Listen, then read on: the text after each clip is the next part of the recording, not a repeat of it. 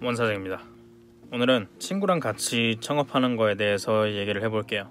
일단 저는 친구들이랑 같이 창업을 했어요. 중학교 때 친구랑 고등학교 때 친구랑 해서 이렇게 셋이서 같이 창업을 했는데 혼자서 창업하는 게 무서워서 셋이서 같이 하게 된 거예요. 일단 그렇게 무서워서 같이 하게 된 것도 있는데, 근데 이게 만약에 저희가 창업 지원을 받아서 하는 게 아니라 저희 그냥 자부담을 가지고 창업을 하는 거였다면, 자기 자본으로 대출을 받거나 해서 하는 창업이었다면 셋이서 같이 안 했을 것 같아요. 좀 리스크가 크기도 하고 재산이 그렇게 많이 있지도 않고 대출을 받아본 적도 있지도 않아가지고 만약에 자부담이었으면 여러모로 무서워서 같이 안 했을 것 같은데, 이게 청년 창업 지원이다 보니까 금액적인 부담이 없었다는 게 같이 할 수 있게 된 이유 중에 가장 컸던 것 같아요. 아무튼 그렇게 셋이서 같이 일을 시작했다가 지금 한 명은 다른 일을 하고 이제 이사장이랑 둘이서 같이 일을 하는데, 지금 이사장이랑은 12년 정도 된 친구예요. 되게 오래된 친구죠. 고등학교 때부터 친구인데, 친구랑 같이 창업을 한다고 얘기를 했을 때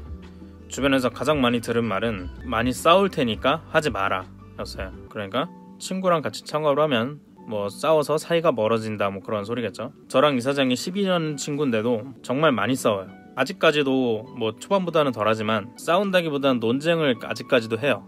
여러 가지 요소에 대해서. 초반에는 싸우는 이유가 정말 갖가지였는데, 일단 가장 크게 충돌하는 건 가치관의 차이인 것 같아요. 우리가 옷가게를 하는데도 각자가 생각하는 옷가게에 대한 생각이 다 다르잖아요. 원하는 옷가게가 다를 테고, 옷가게를 운영하는 데 있어서 가장 중요시하는 게 다를 텐데, 그런 거에 대해서 조율을 하거나 아니면은 이해를 시키거나 납득을 시키거나 설득을 하는 과정에 있어서 엄청나게 많이 싸운 것 같아요. 잘 설득을 못하기도 하고 말에 대해서 오해를 하기도 하고, 그러면서 싸우는 게 제일 컸던 것 같아요. 아마도 싸우는 이유가 가장 컸던 게 가치관이었다면, 싸우는 규모가 가장 컸던 거는 약속에 대한 것 같아요.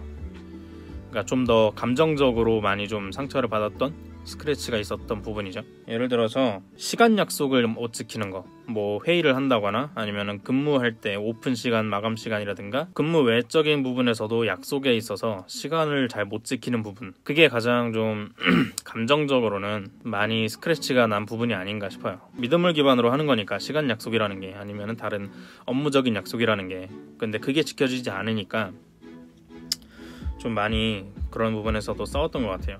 청소는 언제 한다, 아니면은 이거는 누구 담당이다, 이런 식으로 약속을 지키지 못했을 때에 대한 실망감, 상대에 대한 좀 실망감이 좀 있었던 것 같아요. 그냥 친구로 같이 만나서 술 먹고 놀고 그러는 거랑은 별개로, 일이라는 거는 굉장히 공적인 거잖아요. 나의 행동에 의해서 다른 사람에게도 영향을 끼칠 수 있는 일이기 때문에 더 그렇게 예민하게 작용을 했던 것 같아요. 약속에 대해서.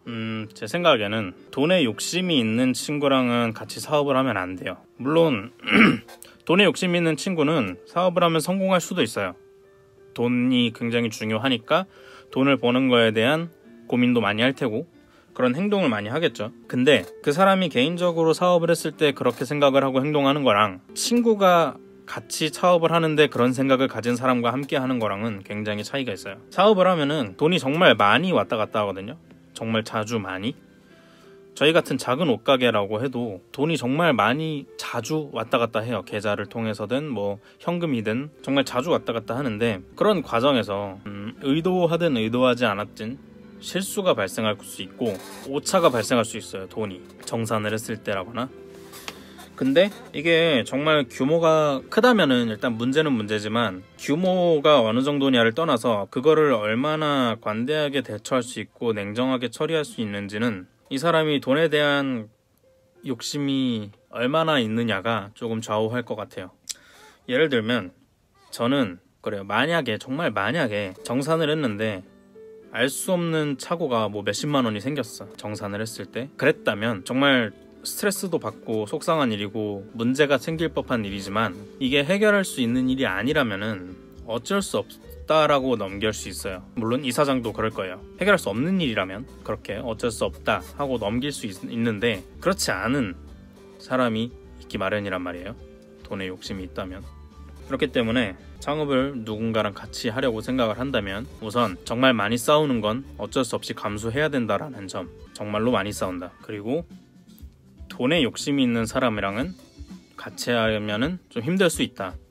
물론 그 사람 당사자는, 돈에 욕심 있는 당사자는 사업에 굉장히 성공할 수도 있지만 그런 사람과 같이 하는 거는 좀 피곤할 수 있다. 그러면 이제 약간 그런 생각이 들어요. 그러면 니는 왜 친구랑 같이 창업을 하는데? 라는 생각이 들 수 있어요. 아까 말했던 여러 가지 우려되는 상황들이 있음에도 창업을 해도 괜찮은 경우에 대해서 얘기를 해보자면, 물론 제 개인적인 경험에 의한 얘기이기 때문에 무조건이라고 할 수는 없어요.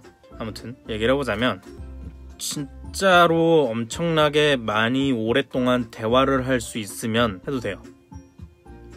보통 문제들이, 물론 사업뿐만이 아니라 인생의 모든 일들이 그렇지만 대화로 해결되는 경우가 정말로 많아요. 근데 간단하고 짧은 대화가 아니라 정말 깊고 오랜 진정성 있는 대화들을 통해서 해결되는 경우가 엄청나게 많기 때문에, 그럴 수 있으면 같이 창업을 해도 돼요. 같이 오랫동안 정말 진지하게 진정성 있게 대화를 할 수 있고, 그 대화를 통해서 서로 합의가 되고 받아들여지고 양보가 되고 이해가 된다면 같이 창업을 해도 됩니다.